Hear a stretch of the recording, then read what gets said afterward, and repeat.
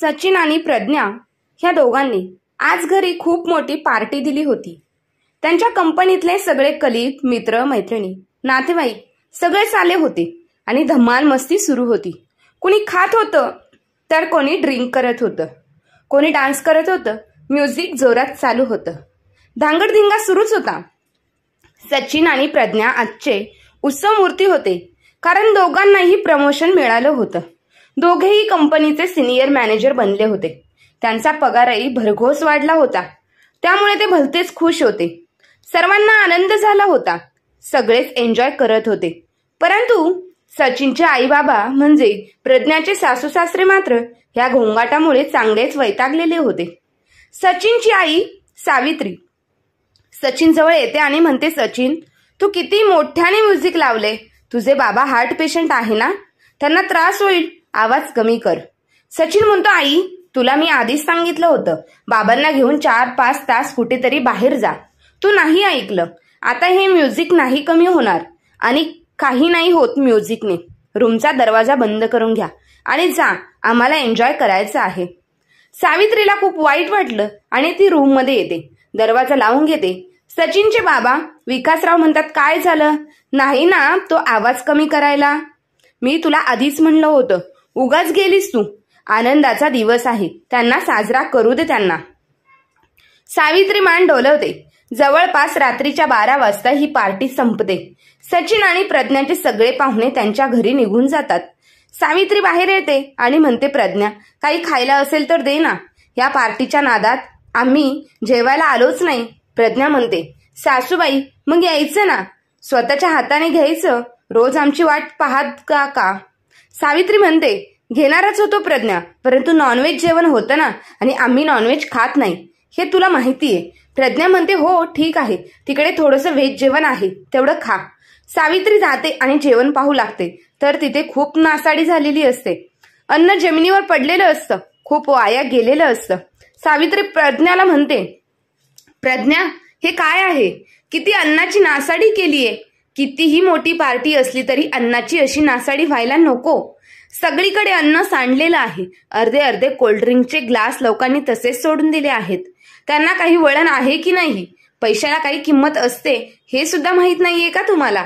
हे ऐकून प्रज्ञाला खूप राग येतो आणि ती चिडून म्हणते, सासूबाई, काय बोलताय? कळतंय का तुम्हाला? आणि तुमचं काय जातंय?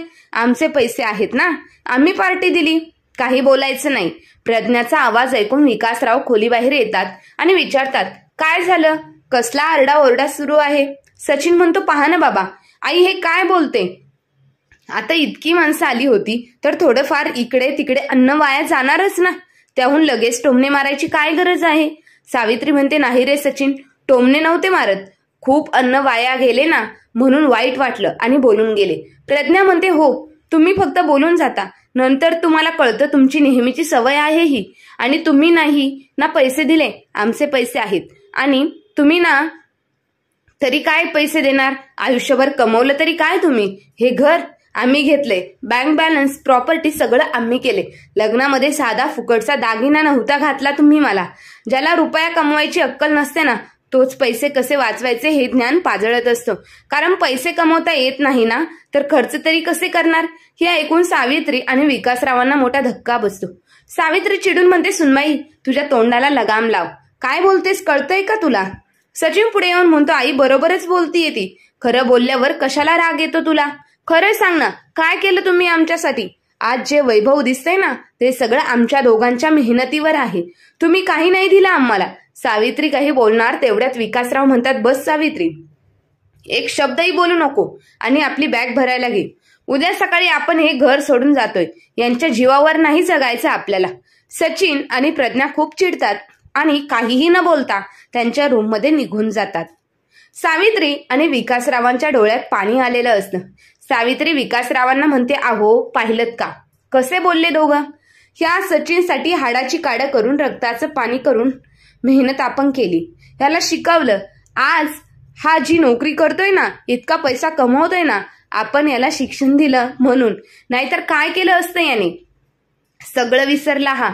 विकासराव म्हणतात, जाऊ दे ना सावित्री, त्याला बोलून काय फायदा नाही, आपले संस्कार कुठेतरी कमी पडलेत, आपण त्याला शिक्षण दिलं पण संस्कार दिले नाही, म्हणून असं बोलतोय तो.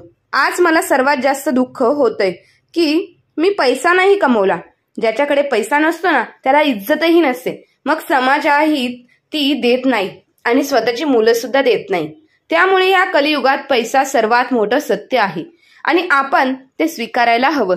चल आपण असं म्हणून हे दोघे त्यांच्या खोलीत जातात, बॅग भरतात आणि दुसऱ्या सकाळी घर सोडून निघून जातात.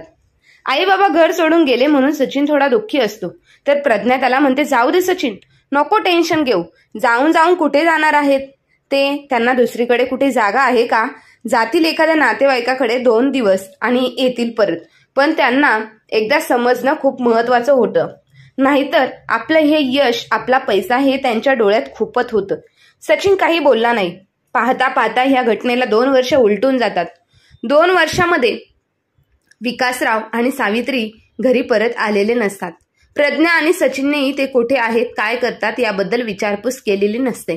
ते त्यांच्या आयुष्यात रमलेले असतात.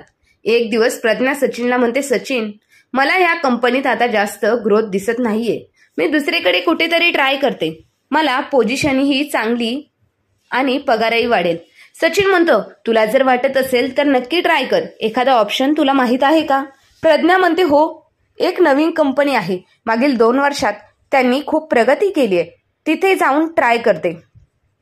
नवीन ठिकाणी ग्रोथ सुद्धा जास्त भेटेल. सचिन म्हणतो, ठीक आहे, ट्राय कर. प्रज्ञा इंटरव्ह्यूची सगळी तयारी करते आणि ह्या कंपनीच्या ऑफिसमध्ये पोहोचते. तेथे खूप लोक इंटरव्ह्यूसाठी आलेले असतात. प्रज्ञा विचार करते, माझा एवढा मोठा एक्सपिरियन्स आहे, माझी अशी पर्सनॅलिटी आहे, टॅलेंट आहे, ही नोकरी नक्कीच मला भेटेल.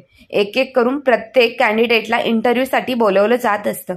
प्रज्ञाचाही नंबर लागतो आणि प्रज्ञा इंटरव्ह्यूसाठी कॅबिनमध्ये जाते. जेव्हा ती गुड मॉर्निंग सर आणि मॅडम म्हणते, पण तिच्यासमोरचे 2 जण बसलेले असतात. त्यांना पाहून प्रज्ञाच्या पायाखालची जमीन सरकते.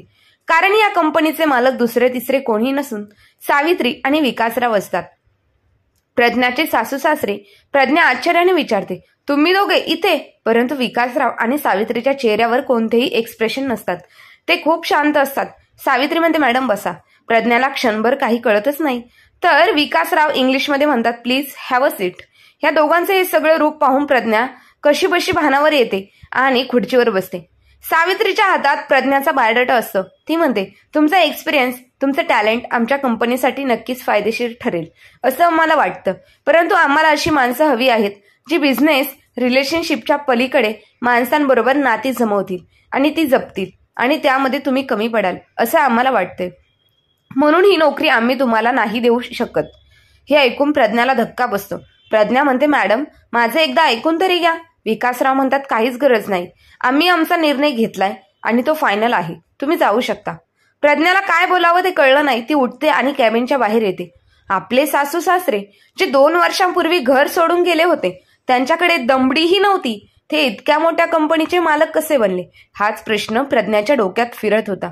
ते रिसेप्शनवर येते आणि या मॅडमला विचारते, आतमध्ये जे दोघे बसलेत ते या कंपनीचे मालक आहे का? रिसेप्शनवरच्या मॅडम सांगतात, हो, ते दोघे या कंपनीचे मालक आहेत. प्रज्ञा म्हणते, मी ओळखते या दोघांना. 2 वर्षापूर्वी त्यांच्याकडे काहीच नव्हतं. मग हा चमत्कार कसा काय झाला? ही मॅडम सांगते, खरं बोलताय तुम्ही. 2 वर्षापूर्वी हे कोणीच नव्हते. परंतु त्यांचा मुलगा आणि सून यांनी त्यांना घराबाहेर हाकललं. त्यानंतर पोटा पाण्यासाठी त्यांनी रस्त्यावर काही वस्तू बनवून विकायला सुरुवात केली. हळूहळू लोकांना ते आवडायला लागलं. त्यानंतर हे दोघे सोशल मीडियावर खूप प्रसिद्ध झाले. मग त्यांना अनेक कंपन्यांची ऑफर यायला लागल्या आणि हळूहळू ही इतकी मोठी कंपनी उभी राहिली. हे सगळं ऐकून प्रज्ञाला मोठा धक्का बसतो. तिचा विश्वास बसत नाही. प्रज्ञा लगेच सचिनला फोन करून या कंपनीमध्ये बोलवते. सचिन तिथे येतो. प्रज्ञा त्याला झालेला सगळा प्रकार सांगते. सचिन म्हणतो, हे काय बोलतेस तू प्रज्ञा? मग आपली तर लॉटरीच लागली. आई बाबांच्या पाया पडू, त्यांची माफी मागू आणि मग इतक्या मोठ्या कंपनीचे मालक आपणच. प्रज्ञा म्हणते, म्हणून तर मी तुला इथे बोलून घेतलंय. यापेक्षा भारी चान्स आपल्याला आयुष्यात नाही मिळणार. आता ही कंपनी आपलीच. प्रज्ञा आणि सचिन हे दोघे कॅबिनमध्ये येतात.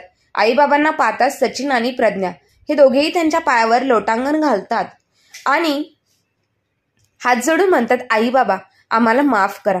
खूप मोठी चूक झाली आमची. पण आता आम्हाला आमची चूक समजलेली आहे. तुम्ही आम्हाला परत घ्या, पदरात घ्या, आमचा स्वीकार करा, आम्हाला माफ करा. सावित्री म्हणते, जर पुढील 2 सेकंदात तुम्ही दोघे उभे राहिलात तर मी सेक्युरिटीला बोलवेल आणि हाकलवून लावेल. प्रज्ञा आणि सचिन लगेच उठून उभे राहतात. विकासराव म्हणतात, काय म्हणालास सचिन? तुला तुझी चुकी समजली आहे. आम्ही तुला माफ करायचं आणि परत स्वीकारायचं का? मग आज अचानक कशी काय चुकी समजले तुला? मागील 2 वर्ष आईबाप जिवंत आहेत की नाही, मेलेत की काय, हे सुद्धा शोधण्याची गरज वाटली नाही तुम्हाला?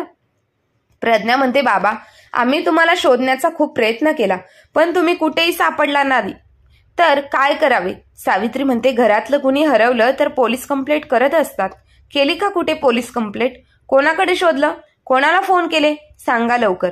ह्या दोघांकडे कोणतेही उत्तर नव्हतं. सावित्री म्हणते, 2 वर्षांपूर्वी आम्ही काही कमावलं नाही म्हणून तुम्ही दोघांनी आम्हाला घराबाहेर हाकललं आणि आज आम्ही 100 कोटी रुपयांची कंपनी उभी केली तर त्या कंपनीच्या लालसेमध्ये तुम्ही इथे आला आहात हे आम्हाला कळलंय. पण ह्या कंपनीतला एक छदाम तुम्हाला मिळणार नाही. आता तुमचा आणि आमचा कोणताही संबंध नाहीये. निघा इथून आणि परत तुमचं तोंड दाखवू नका आम्हाला.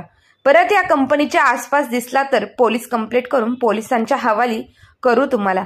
हे ऐकून सचिन आणि प्रज्ञाला मोठा धक्का बसतो. दोघे विकासरावांकडे पाहू लागतात पण तेही तोंड फिरवून घेतात. सचिन आणि प्रज्ञाला समजतं त्यांची खूप मोठी चूक झाली आहे आणि ते दोघे तेथून निघून जातात. सावित्री विकासरावांना विचारते, मी योग्य केलं ना? विकासराव म्हणतात, खूप योग्य केलं. मुलं चुकली तर त्यांना पुन्हा पुन्हा क्षमा करून जवळ घेणं हे जोपर्यंत ते लहान आहे तोपर्यंत योग्य असतं. परंतु स्वतःच्या पायावर उभी राहिलेली मुलं, जगाचं ज्ञान असलेली मुलं अशी वागली तर त्यांच्यापासून नातं तोडलेलंच बरं. त्यानंतर सावित्री आणि विकासराव पुन्हा कधीही प्रज्ञा आणि सचिनला कॉन्टॅक्ट करत नाही आणि समाजकार्य करतात. तर मित्रांनो आणि मैत्रिणींनो, तुम्हाला आवडली का आजची ही गोष्ट? नक्कीच कमेंट करून सांगा आणि अशाच नवनवीन कथांसाठी व्हिडिओला लाईक करा, शेअर करा आणि आपल्या चॅनलला सबस्क्राईब करा. धन्यवाद.